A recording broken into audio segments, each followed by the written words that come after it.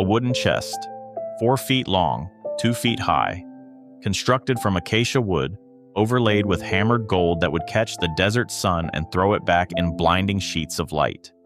By every physical measure, it should have been nothing more than an ornate storage container for stone tablets. But the historical record tells a different story.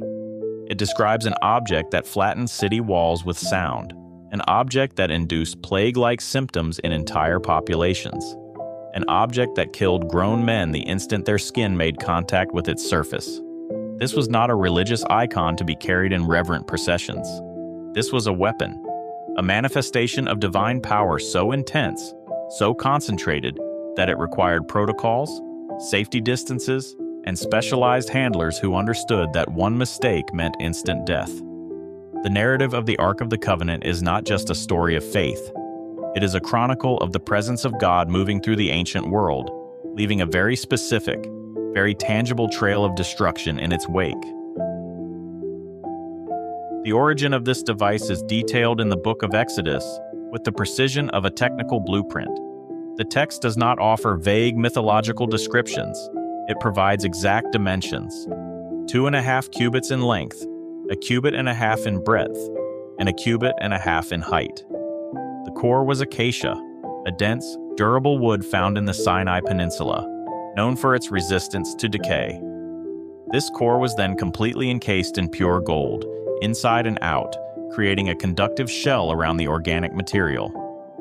On top rested the caporet, or the mercy seat, a solid slab of gold beaten into shape, flanked by 2 cherubim with wings spread upward, facing one another. The space between these wings was not empty.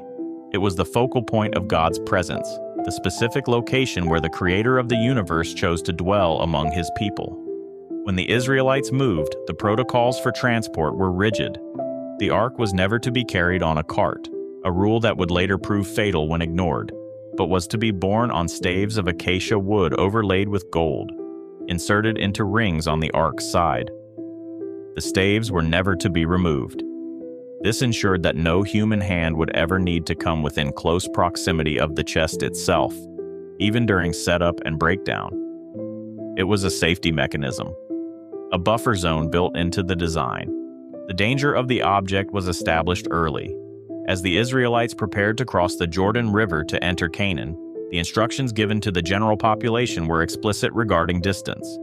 Joshua commanded the people to follow the ark, but to maintain a gap of exactly 2,000 cubits, roughly 3,000 feet, or over half a mile. They were not to come near it.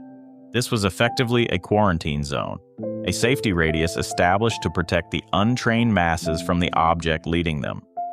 The first major deployment of the ark was not a battle, but a manipulation of the physical environment. The Jordan River was at flood stage, a turbulent barrier that made crossing impossible for a nation of millions. The account states that the priests carrying the ark stepped into the brim of the water. The moment their feet touched the river, the laws of fluid dynamics in that specific location were suspended.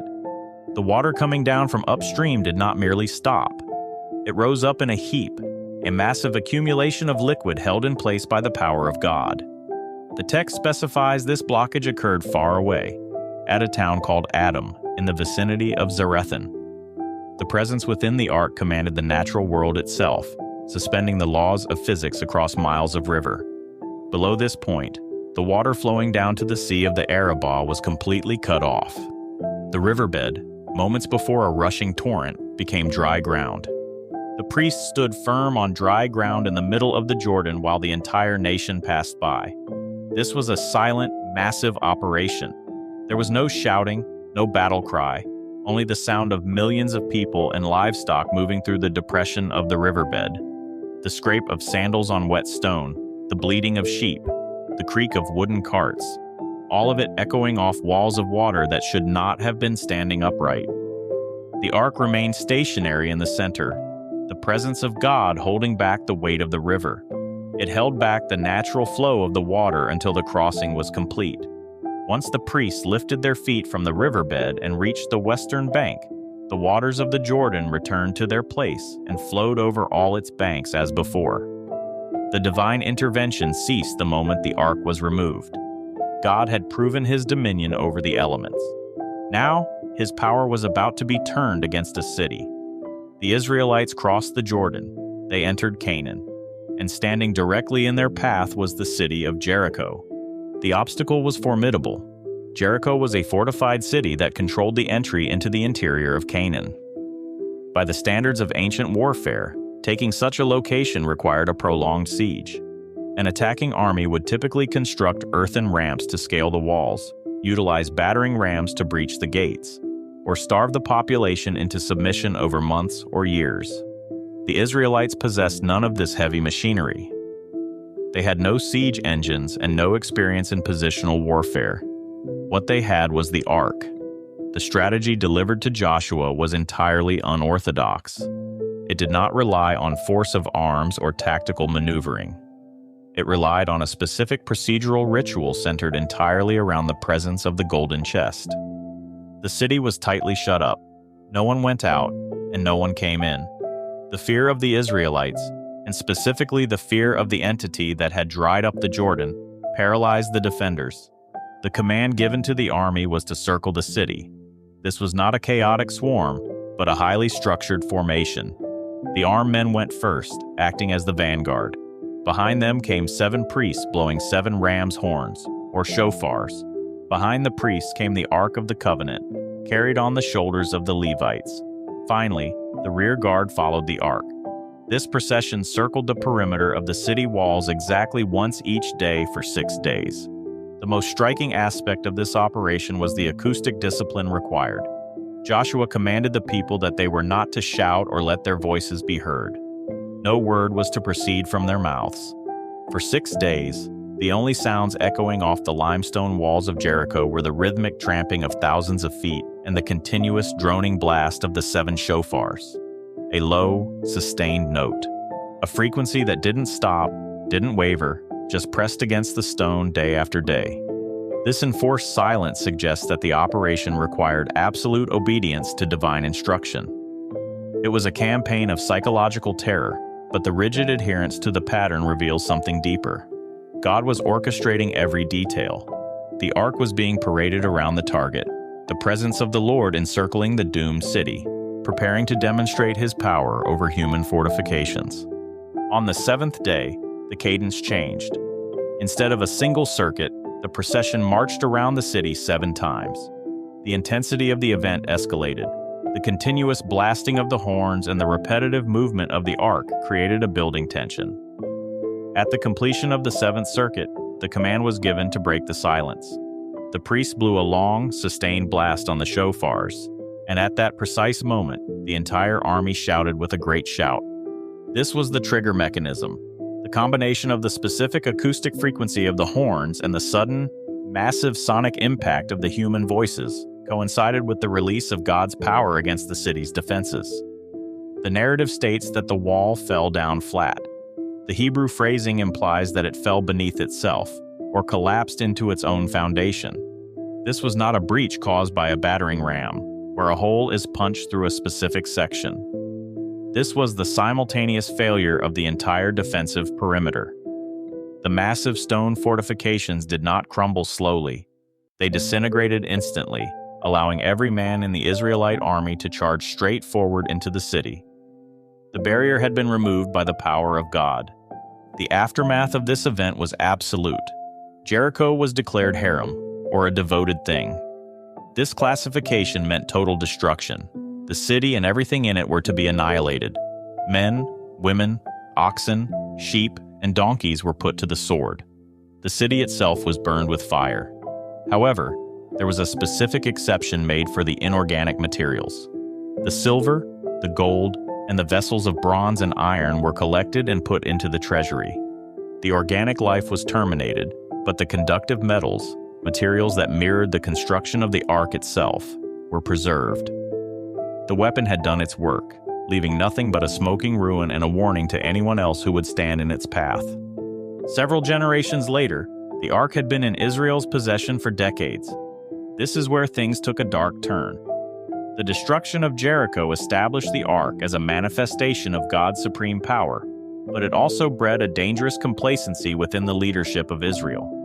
Generations later, during a conflict with the Philistines at Aphek, the elders of Israel made a catastrophic error in judgment. They stopped viewing the ark as the dwelling place of a holy God who demanded obedience and began treating it as a magical object that guaranteed victory.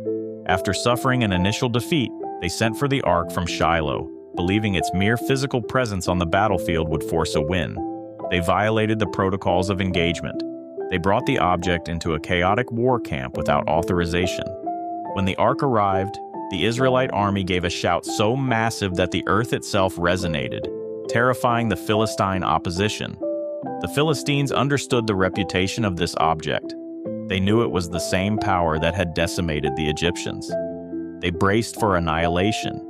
Yet, contrary to all expectation, God did not fight for Israel. The army was routed, 30,000-foot soldiers were slaughtered, and the worst possible scenario occurred.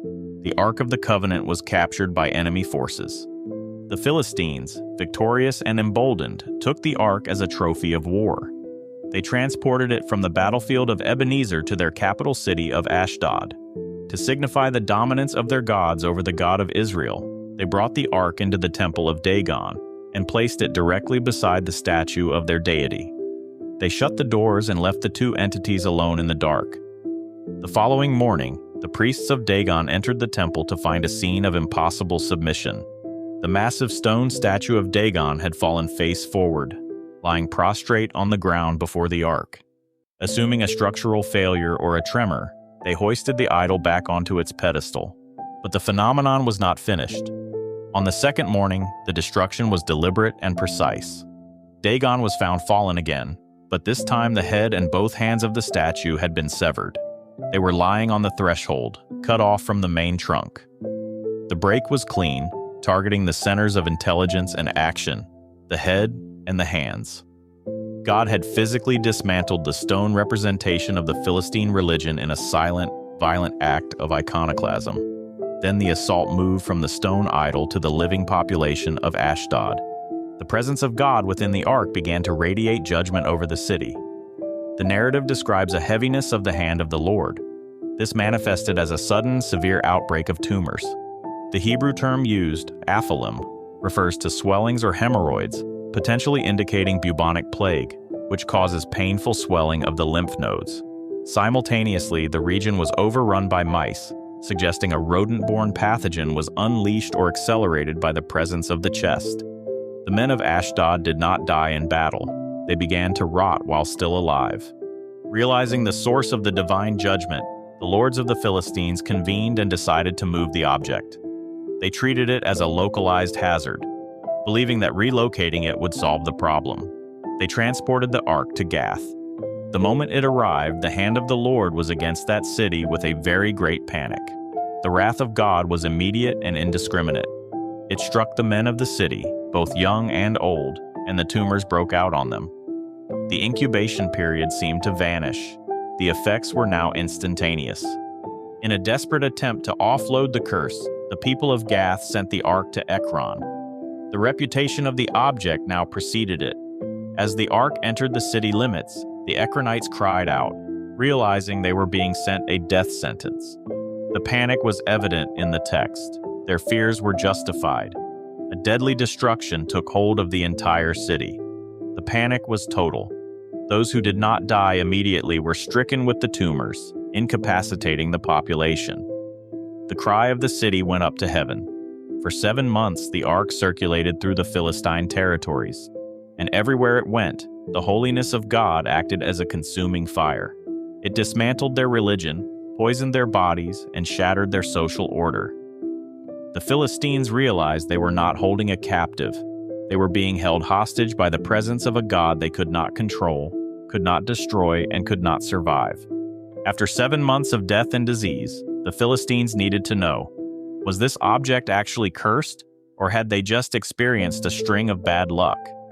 The Philistine lords devised a test to determine if these events were truly supernatural or merely a coincidence. They constructed a new wooden cart and hitched it to 2 milk cows that had never been yoked, separating them from their calves. If the animals followed their natural instinct, they would return to their young. If they were under the influence of the anomaly, they would haul the heavy chest away from their offspring and toward the border of Israel. The cows did not hesitate.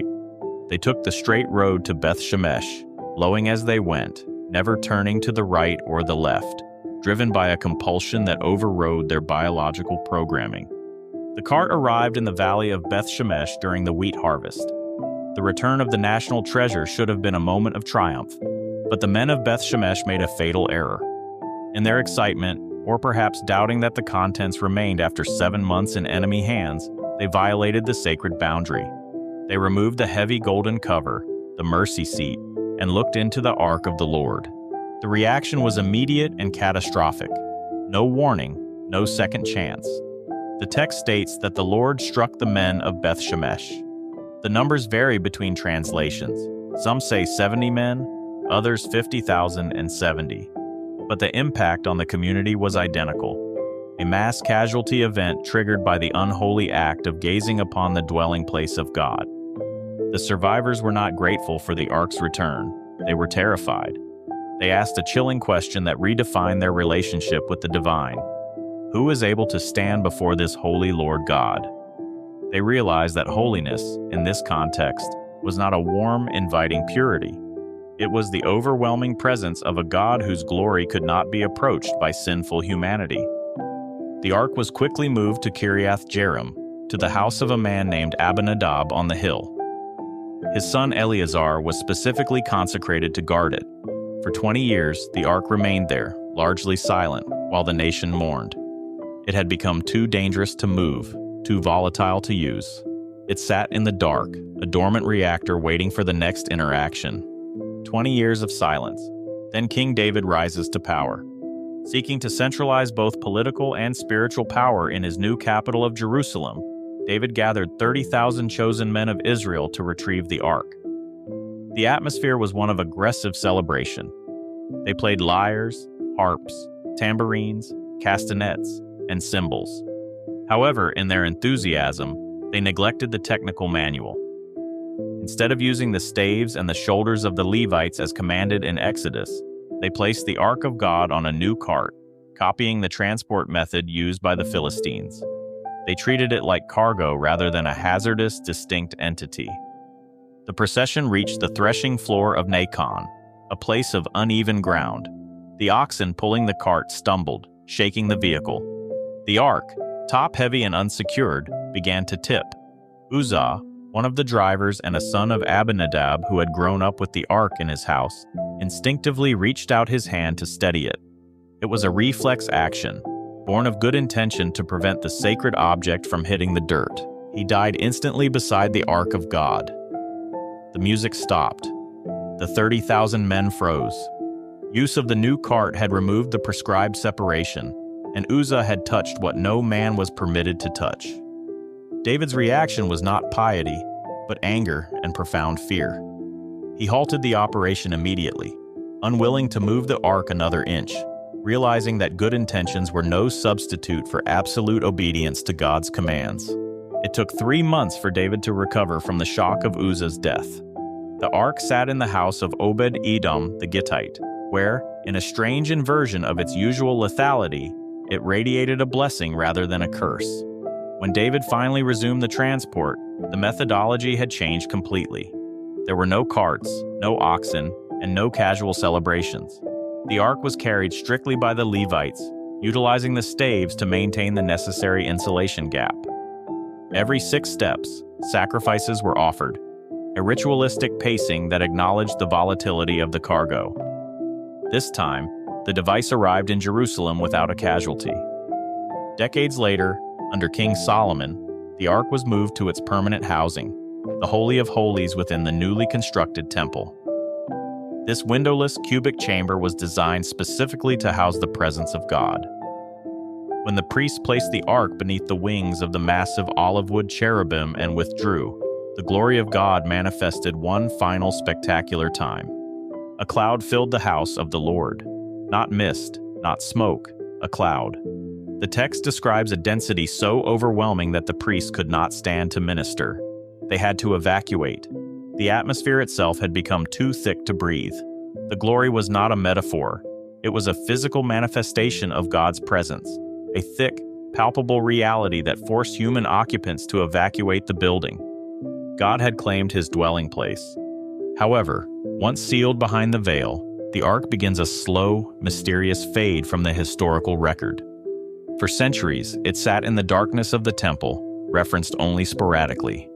Then came the year 586 BC. The Babylonian army, led by Nebuchadnezzar, breached the walls of Jerusalem. They burned the temple and stripped it of its treasures. The biblical account in 2 Kings provides a meticulous inventory of the loot taken to Babylon: the bronze pillars, the bronze sea, the fire pans, the bowls, and even the snuffers and shovels used in the service. Yet, in this detailed list of assets, the most valuable object in the entire complex is missing.